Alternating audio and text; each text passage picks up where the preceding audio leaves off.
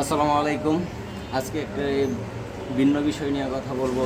সেটা হচ্ছে ইদানিং ফেসবুকে ঢোকার পর আমি একটা জিনিস দেখতে পাচ্ছি যে খ্রিস্টান মতদর্শের কিছু লোক, একটি চক্র বলা যায়, তারা কিছু কিছু পেজ খুলে কোরআন থেকে ভুলভাল অপব্যাখ্যা দিয়ে মুসলমানদেরকে বিভ্রান্ত করার জন্য ওরা এই কাজ চালিয়ে যাচ্ছে।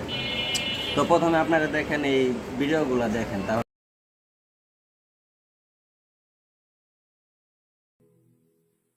বলে আমি কে? কেউ কেউ বলে আপনি হযরত ইয়াহিয়া, কেউ বলে আপনি ইলিয়াস নবী, আবার কেউ কেউ বলে আপনি অনেকদিন আগের কোনো নবী আবার জীবিত হয়েছে। তোমরা কি বলো? আপনি সেই আল্লাহর মসীহ।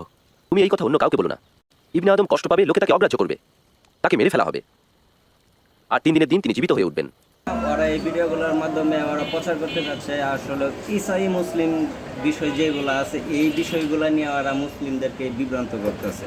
মানুষকে বোঝাতে চাচ্ছে যে মুসলমানরা আসলে ভুল পথে আছে। তারা ঈসাই যে মতাদর্শ, এটা যদি মানুষে মেনে যদি চলতে পারে, তাহলে তারা সফল হতে পারবে কিয়ামতের দিন। মানে মানুষকে এরকম ভুলভাল কিছু বিভ্রান্তমূলক কথাবার্তা দিয়ে মানুষকে পথভ্রষ্ট করার চেষ্টা করছে।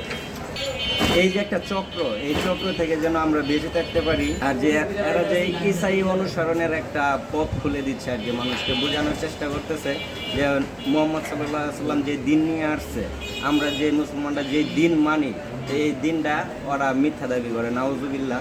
তো আল্লাহ আমাদের সকলকে এই ফিতনা থেকে বেঁচে থাকার তৌফিক দান করুক, এবং আমরা সকলেই সতর্ক থাকব যেন এই খ্রিস্টান মতদর্শের যে এই চক্রটা আছে, এই চক্রের ফাঁদে যেন আমরা কেউ না পড়ি।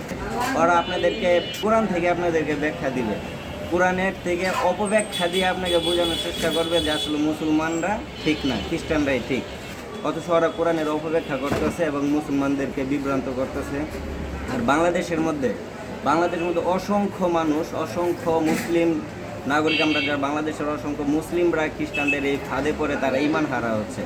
আসুন আমরা সবাই এ থেকে সতর্ক থাকি এবং নিজেদের ঈমান হেফাজত করার চেষ্টা করি।